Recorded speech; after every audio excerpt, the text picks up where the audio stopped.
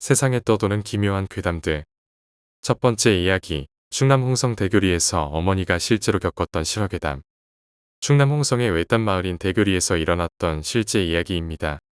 바로 우리 어머님이 겪으신 실화 내용입니다. 그날은 아주 춥고 추운 밤이었습니다. 눈보라가 휘날리고 바람이 몹시 불다가 잠시 고요해진 상황에서 일어났습니다. 자정이 좀 넘어선 시각이었는데 당시 누나는 이제 100일을 넘긴 갓난 나이였다. 멀리 절에서 들려오던 무거운 종소리가 울려 퍼진 지 얼마 안 된 시간이었다. 조용한 정적을 깨고 갑자기 밖에서 개가 짖기 시작하는데 시간이 흐를수록 더욱더 마구악을 쓰고 지저댔다. 더군다나 아이도 갑자기 울음을 터뜨리고 잠시도 멈출 기미 없이 울기 시작했다. 그래서 호롱불 밑에서 바느질 하던 손길을 멈추고 아이를 만져보니 몸이 불덩이같이 뜨거운 게 아닌가. 아이를 안아서 젖을 물려봤으나 아이는 도통 먹지를 않고 악에 받쳐 떼를 쓰고 있었다. 밖을 향해서 복시라 조용히 좀 해라 하고 소리쳤으나 별 반응을 보이지 않고 더욱더 미친 듯이 지저대기만 하였다. 그때 바람소리인가 돌담에 스치는 소리인가 언뜻 이상한 소리가 들렸다. 이건 또 무슨 소리인가? 처음에는 별로 대수롭지 않게 들었다. 잘못 들었겠지. 바람소리려니 하고 신경을 쓰지 않았다. 그런데 두 번째 다시 들려왔다. 두 번째는 똑똑히 들을 수 있었다. 그런데 그 목소리는 정상적인 목소리가 아니었다. 엄청 목이 쉰 여자의 목소리였다. 음의 높낮이가 없는 같은 톤의 쉰 목소리였다. 두 번째도 이 목소리를 듣고 어머님이 스스로 부인하셨다 한다. 아니겠지, 아니겠지 하고 이렇게 자정이 넘은 시각에 도저히 있을 수 없는 일이었다.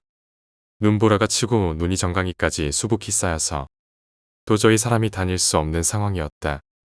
돌연 두려움이 엄습함을 느꼈다. 그래서 옆에서 코를 골며 주무시는 아버지를 깨웠다. 여보 일어나봐요. 여보 제발 일어나 보세요. 그러나 낮에 막걸리로 이미 흠뻑 취하신 아버진 시끄럽다 하시고는 뒤돌아 주무셨다. 끝끝내 아버님을 깨우시는 일을 포기하고는 용기를 내어 창호지를 덕지덕지 붙인 여닫이 문을 여셨다.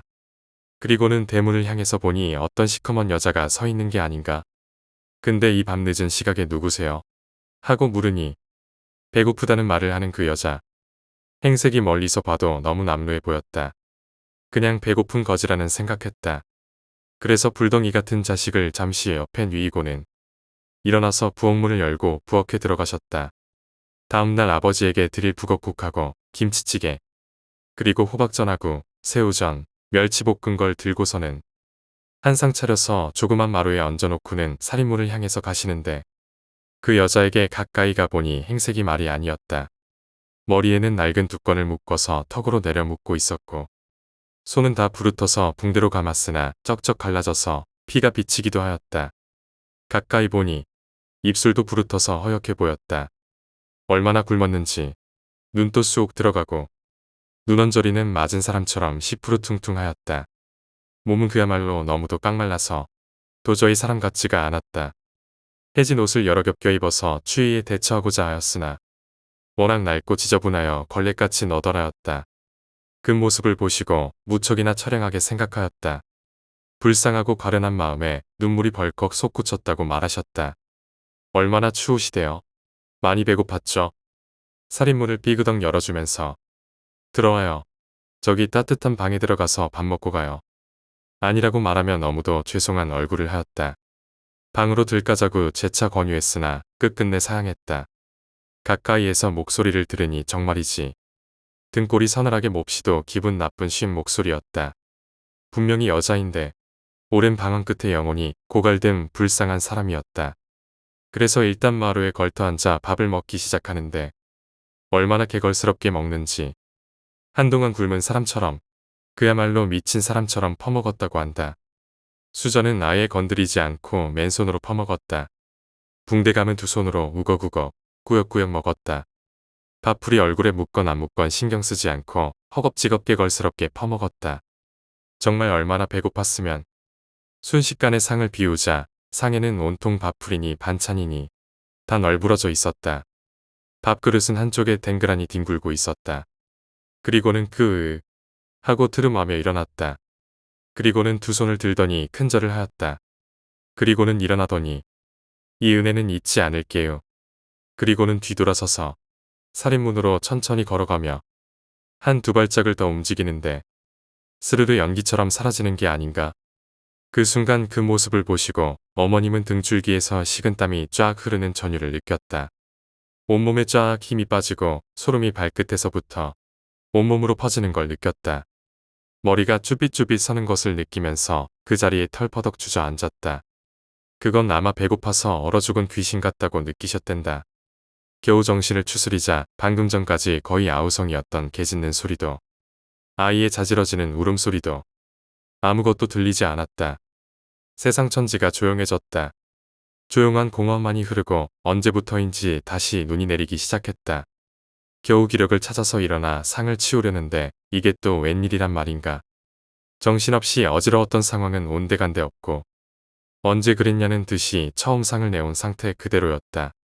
전혀 흐트럼 없이 상은 그대로 있었다.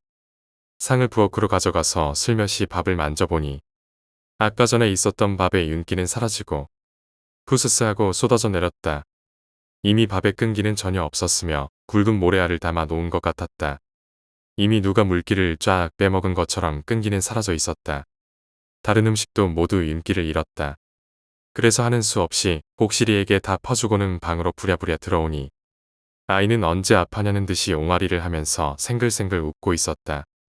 귀신이 떠남과 함께 아이는 정상적으로 돌아온 것이다. 이 이야기는 어머님이 자주 들려주시던 이야기로 누나 100일 때 일어났던 실화이다.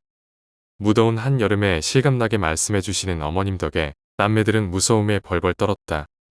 화장실도 제대로 못 간 기억이 있다. 참고 자다가 이불에 지도를 그린 적도 있다. 그로부터 많은 세월이 지나서 누나가 대학교 다닐 때 이상한 경험을 하게 된다. 대학 시절 누나는 국민대 산악회에 가입해서 눈이 녹기 시작하던 초봄에 북한산 인수봉을 산악등반하다가 그만 발을 헛디뎌서 밑으로 떨어지는 사고가 났다. 떨어지면서 중간에 무엇이라도 잡으려고 필사적으로 팔을 휘둘렀다. 가까스로 나뭇가지를 잡았다. 그 나뭇가지를 잡고 기다리다가 동료가 던져준 밧줄에 의지해서 겨우 내려왔다. 다행히 떨어진 높이에 비해서 크게 다치지 않는 경상을 입었다. 겨우 팔꿈치와 무릎만 조금 까졌다 했다. 모두들 너무 놀래서 내려와 보니 천만다행으로 조금밖에 안 다쳐 다들 한숨을 돌렸다. 그러면서 누나는 내게 이야기 한마디를 더 던졌다. 그때 떨어지기 바로 전에 귓가에 이상한 소리가 들렸었어. 바람이 스치는 소리 같았는데 조심해. 제발 그만 가. 하는 소리를 분명히 들었어. 그때 멈추지 않고 한 발만 갔어도 절벽 쪽으로 떨어졌을 거야. 이야기를 요약하자면 추운 겨울밤 굶주린 여자 귀신이 집을 찾아와 음식을 허겁지겁 먹은 뒤 사라진 사건입니다. 누나의 100일 무렵에 일어난 이 사건은 가족에게 큰 공포를 안겼고 후에 누나가 대학 시절 산악 등반 중 위험한 순간에 조심하라는 신비한 목소리를 듣고 큰 사고를 면한 경험도 함께 전해집니다. 두 번째 이야기, 무서운 아이. 대학교에 입학하고 처음 중간고사를 보기까지 일주일밖에 남지 않았던 때였습니다. 정신없이 놀던 저와 동기들은 잘 가지도 않던 도서관에 틀어박혀 전공책과 머리싸움을 시작했습니다. 중간고사 기간의 반이 끝나갈 무렵 한 여자가 눈에 들어오기 시작했습니다. 동기들과의 약속으로 도서관에 올 때는 꼭 삼열남실을 이용하기로 했었는데 그 여자도 삼열남실만 이용하는 것 같았습니다. 자주 봐서 그런지 아니면 눈에 콩깍지가 씌인 건지 공부하는 모습이 그렇게 예쁠 수가 없었습니다. 사실 강의실에서도 몇 번 봤었지만 그때는 그냥 별로 끌리지 않았었는데 한 번은 제가 미쳤는지 핸드폰에 내장된 카메라로 그녀의 옆모습을 찍어버렸습니다. 찰칵하는 소리가 얼마나 크던지 찍는 순간 정신이 돌아왔습니다. 하지만 찍어놓은 사진을 보니 후회는 없었습니다. 물론 핸드폰에 고이 저장해 놓았지요. 중간고사가 끝나고 오랜만에 고등학교 동창 친구들과 술자리를 갖게 되었습니다. 벼락치기 시험이라 걱정이 많았었는데 이번에 잘 치른 것 같아 좋은 기분으로 참석했습니다. 사실 한 여자아이 때문에 참석할까 말까 고민했었는데 말이지요. 그 친구는 무당집 딸입니다. 귀신을 본다는 소문도 있고 정말 그런지는 잘 모르겠지만 어떻게 됐든 그런 소문이 있으니 조금은 무서운 아이인데 그 아이가 저에게 고백했었던 적이 있었습니다. 물론 저는 거절했지만 그 일이 있은 이후로 모임이 있을 때마다 그 아이를 보기가 꺼려지더군요. 역시나 오늘도 그 아이가 왔습니다. 저보다 먼저 와서 친구들과 이야기하고 있었나 봅니다. 오랜만에 만난 친구들과 인사도 하고 1차와 2차를 거쳐 3차까지 가게 되었습니다. 마지막까지 남는 멤버는 역시나 항상 같습니다. 물론 그 중에는 저도 포함되었습니다. 그리고 그 무서운 아이도 말이죠. 거나하게 취한 탓에 도서관에서 자주 보던 여자에 대해 이야기하기 시작했습니다. 친구들의 관심이 모두 저에게로 쏠리고 남자놈들은 제일 먼저 이렇게 물어봤습니다.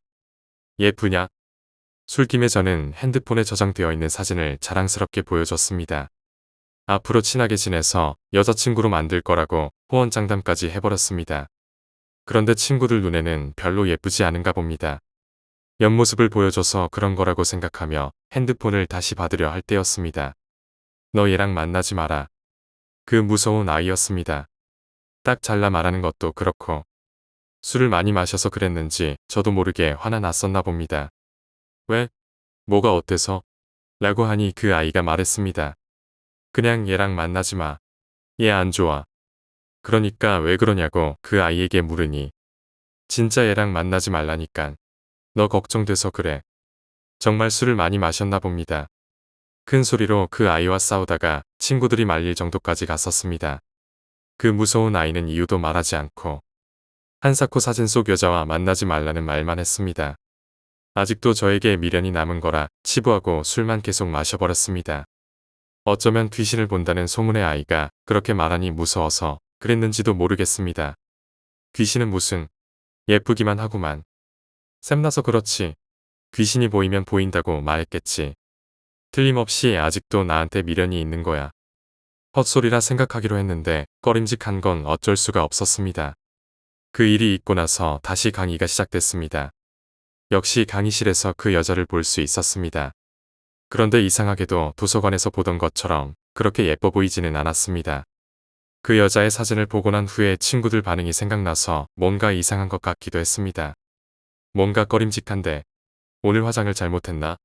정말 예뻤었는데 그냥 포기할까? 그렇게 고민을 하던 중 강의가 끝나고 어떻게 된 일인지 그녀가 저에게 말을 걸었습니다. 혹시 저기요. 삼일남실에서 공부하시던 분 맞죠? 제가 그쪽에 관심이 있어서 그런데요. 전화번호 좀. 그녀가 먼저 전화번호를 물어보는 것이었습니다. 여자가 저에게 먼저 고백 비슷한 것을 했다는 생각에 충동적으로 핸드폰 번호를 남겨주었습니다. 그렇게 그녀와 만나게 되었고 그녀의 고백에 우리는 사귀게 되었습니다. 그 무서운 아이의 충고와는 다르게 그녀는 한없이 착했고 마음씨도 고왔습니다. 도서관에서 봤을 때처럼 다시 예쁜 모습으로 돌아온 것은 행복함이란 기분에 이상하게 생각되지 않았습니다. 그녀와 사귀기로 한지 3일째 되는 날이었습니다. 오늘은 다른 날보다 특별히 아름다워 보였습니다. 하얀 얼굴이 정말 제 마음을 설레게 만들었습니다. 지금 생각해보면 하얀 게 아니라 창백한 것 같았습니다. 그녀와의 사이는 3일 사이에 팔짱을 끼고 다닐 정도로 발전되었습니다. 학교로 가던 버스 안에서 행복한 기분으로 팔짱을 끼고 있었습니다.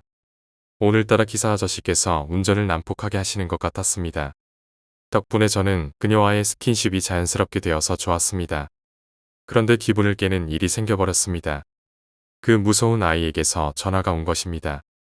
그냥 무시하려고 했습니다만 그 아이는 무슨 생각인지 계속 전화하는 것이었습니다. 순간 짜증이 솟구치고 말았습니다. 여자친구가 되어버린 그녀에게 잠시 전화 좀 받겠노라고 하며 팔짱을 풀었습니다. 그 순간 마치 영화를 보는 듯 했습니다. 그녀와 제가 타고 있던 버스의 옆면을 버스의 두 배는 듬직한 엄청 큰 트럭이 들이받은 것이었습니다. 옆에서 웃는 얼굴로 이야기하던 여자친구는 그대로 창문을 뚫고 밖으로 튕겨져 나갔습니다. 저도 하마터면 날아갈 뻔했지만 전화 때문에 한쪽 팔이 자유로워진 탓에 가까스로 버텼습니다. 여자친구가 걱정된 저는 버스 밖으로 뛰쳐나갔지만 볼 수 있는 건 이미 숨이 끊긴 그녀였습니다. 아무것도 생각이 나지 않았었습니다. 단 며칠이었지만 그녀의 남자친구였던 저는 그녀의 상을 도와주었습니다. 상이 끝난 밤 저는 그 무서운 아이를 불러내었습니다. 귀신을 본다는 소문대로라면 그 아이가 저에게 미련을 버리지 못하고 그녀에게 무슨 짓을 한 것일지도 몰랐습니다. 너 도대체 그 애한테 무슨 짓을 한 거야? 라고 묻자 뭐가? 갑자기 사람 불러놓고 뭐라는 거야?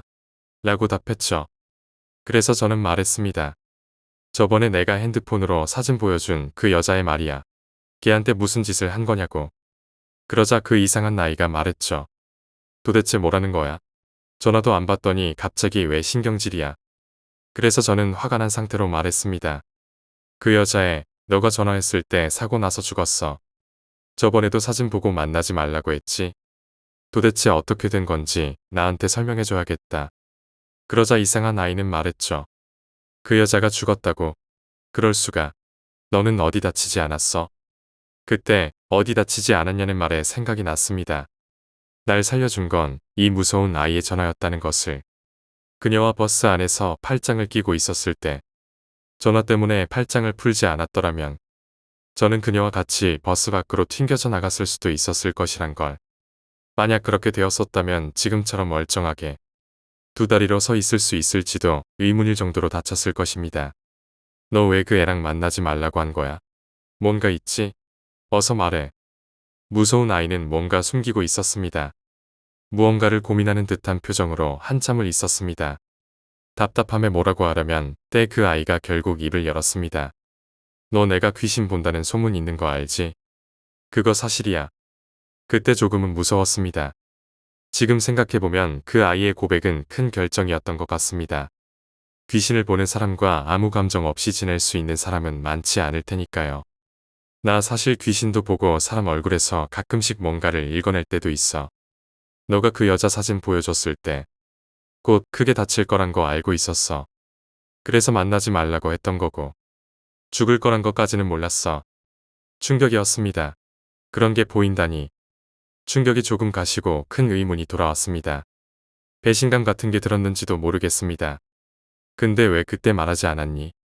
덜덜 떨려 말도 끝까지 나오지 않았습니다. 너 천기누설이라고 하니? 하늘이 정한 미리 예정된 일을 입 밖으로 내뱉은 사람은 알 수 없는 병에 걸려 시름시름 앓다가 결국에는 고통스럽게 죽게 되어 있어. 예언을 많이 할수록 고통스럽게 죽게 돼. 사실 난 그때 너가 걱정되어서 전화로 귀뜸이라도 해주려고 했었단 말이야.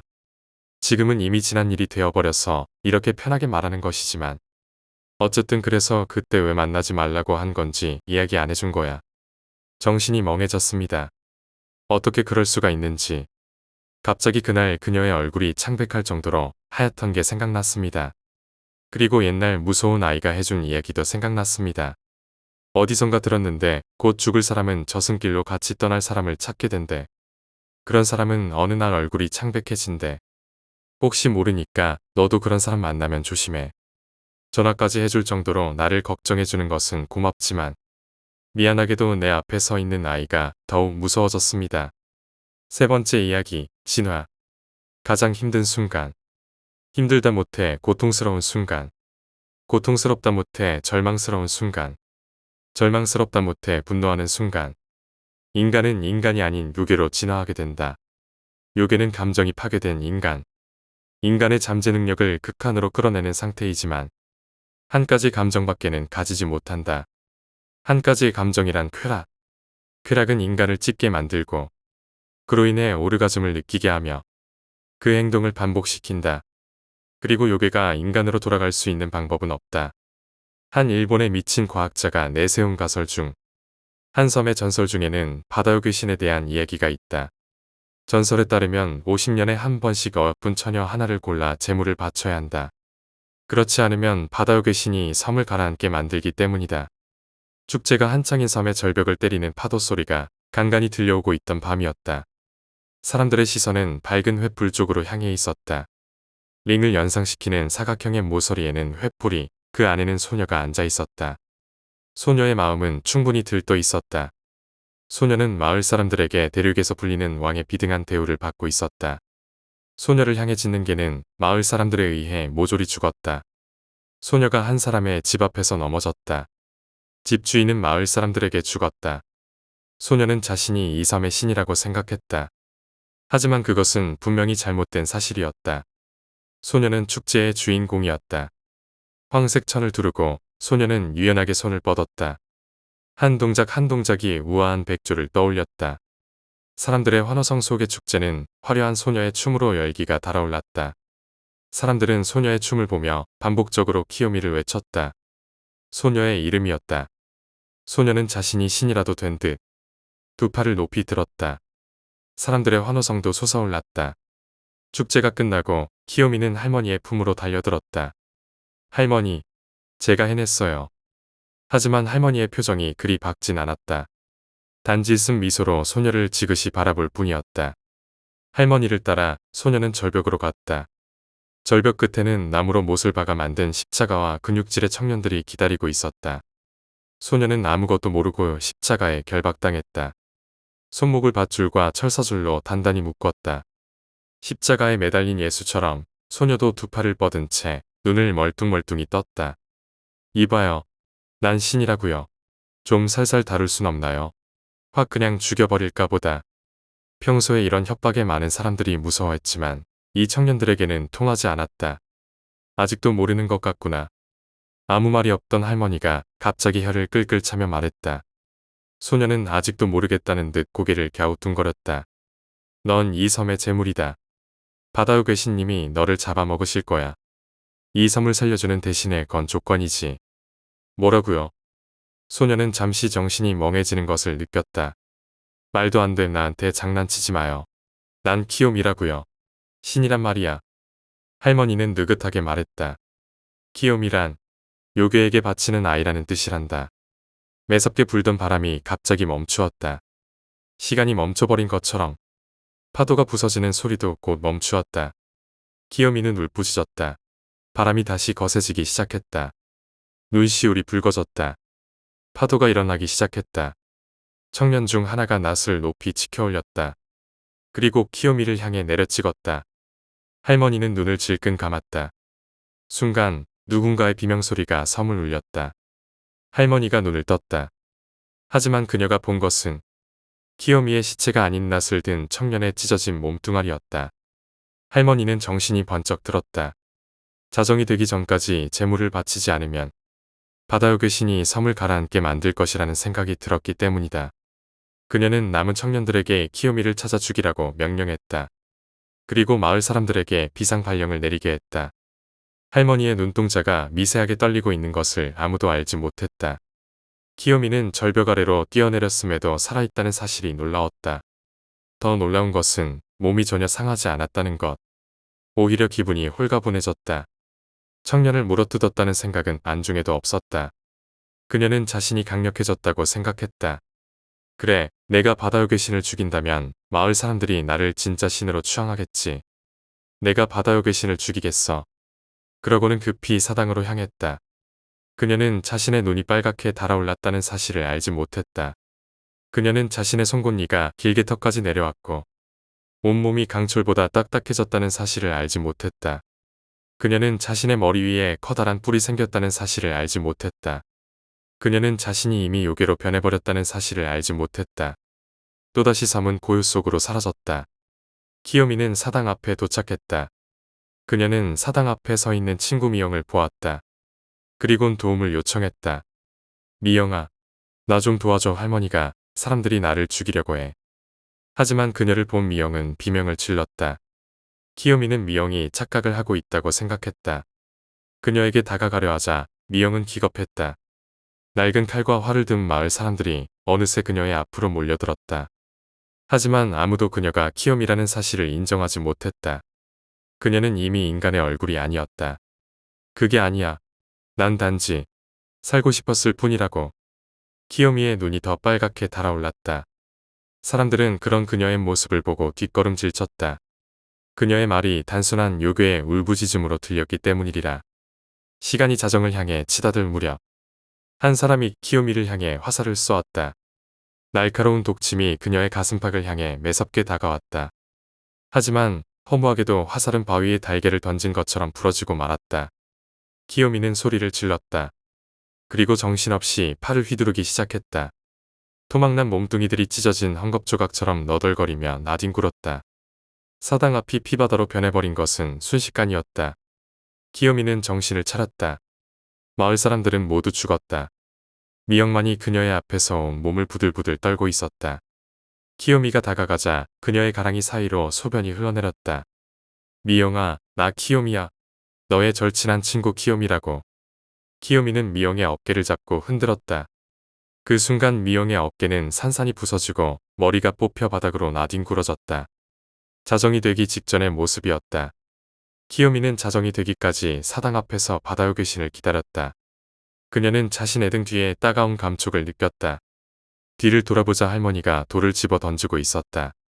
이 망할 년, 내 년이 순순히 죽어주지 않았기 때문에 내가 벌을 받아 그 꼴이 된 거 아니냐.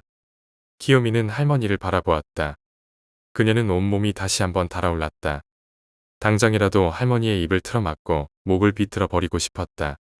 하지만 그녀는 바다의 귀신을 죽이는 모습을 할머니에게 보여준 뒤 할머니를 죽여야겠다고 생각했기 때문에 할머니를 바로 죽이지는 않았다. 자정이 훨씬 지났을 시점인데도 사당은 멀쩡했다. 바다의 귀신은 커녕 섬은 고요할 뿐이었다. 그녀는 살며시 뒤를 돌아보았다.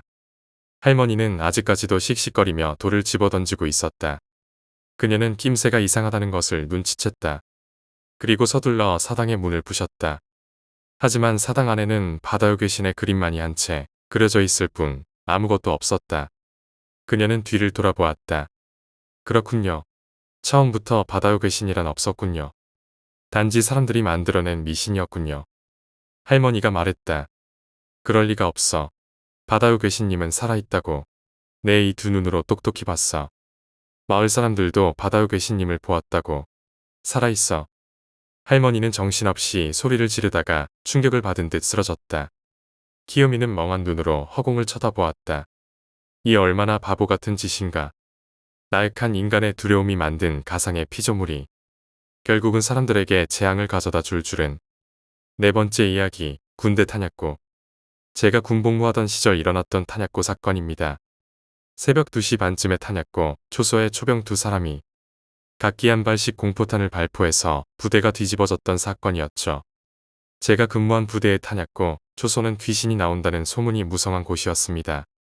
실제로 초소 옆에 위치한 통신창고에서 자물쇠를 잠궈뒀는데도 한밤중에 난데없이 와장창하고 무엇인가가 떨어지는 소리가 난다거나 비오는 날만 되면 빗소리에 섞여 따닥따닥 하고 나무까지 부러지는 소리가 초소 바닥에서 들려오곤 했습니다.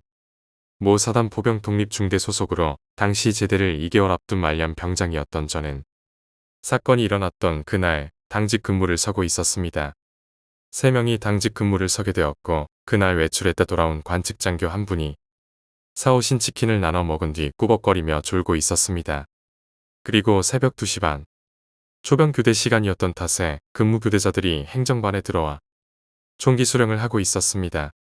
그런데 그 순간 갑자기 무전기로 무전이 들어왔습니다. 대단히 다급한 목소리에 잠이 확 깬 저는 곧바로 무슨 일이냐고 무전에 답했습니다. 그러나 여전히 다급한 목소리로 괴한 2명이 초소 아래에서 초소 바닥을 마구 두드리고 있다는 대답이 돌아왔습니다. 상황이 심각하다는 것을 알아차린 당직사관은 곧바로 부대 비상 사이렌을 울렸고 거수자 상황을 전파하던 도중 갑자기 초소 쪽에서 몇 초 간격으로 2발의 총성과 고함 소리가 들려왔습니다. 그 후 전 부대에 비상이 걸려서 자다 깬 중대원 수십 명이 진압봉을 들고 초소로 뛰어 올라갔습니다. 하지만 초소에는 사방에 총을 겨누고 정신을 못 차리는 초병 2명만이 보일 뿐이었습니다. 상황 파악을 위해 초소 주위를 수색하는 한편 초병들에게 사정을 물었지만 둘 다 정신을 놓아서 제대로 된 대답을 하지 못했습니다. 겨우 조금 진정이 된 뒤 그들에게 들은 이야기는 놀랄만한 것이었습니다.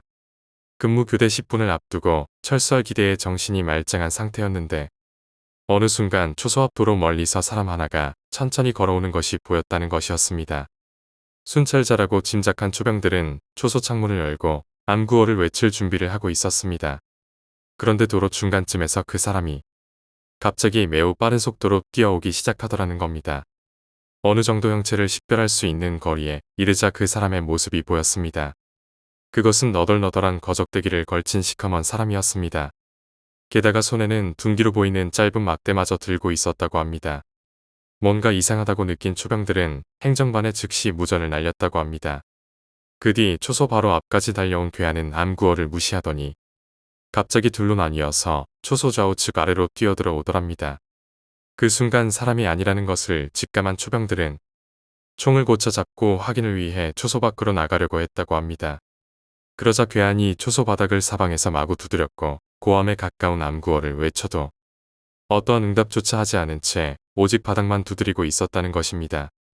그리고 위협을 하기 위해 사수가 한 발, 부사수가 한 발씩 공포탄을 발사하고 나서야 두드림이 멈췄고 곧이어 중대원들이 달려왔다는 것이었습니다. 그 사건으로 인해 전 중대원이 한밤중에 온 부대를 샅샅이 수색하게 되었습니다. 하지만 2시간여에 걸친 수색에도 불구하고 그 어떤 이상도 발견할 수 없었습니다. 날이 밝은 뒤 대대장까지 찾아와 보다 자세히 수색을 했지만 초소 바닥에서 약간의 긁힌 자국이 발견된 것 이외에는 어떠한 이상도 찾을 수가 없었습니다. 어쨌거나 공포탄 2발이 격발된 것은 사실이었기에 그 사건은 멧돼지에 의한 오발 사건으로 종결되었습니다. 그 후 부대의 철조망을 보수하고 멧돼지에 대한 대응 방법을 교육받는 것으로 그 사건은 마무리되었습니다. 하지만 그때 그 초병들은 그것은 분명 멧돼지가 아니라 사람이었다고 말했습니다. 해당 초병들은 그 후 탄약고 초소 근무를 한사코 거부하여 끝내 탄약고 초병에서 제외되었습니다. 과연 그때 그것의 정체는 무엇이었을까요? 아직까지도 그것이 진짜 멧돼지였는지는 의문이 남습니다.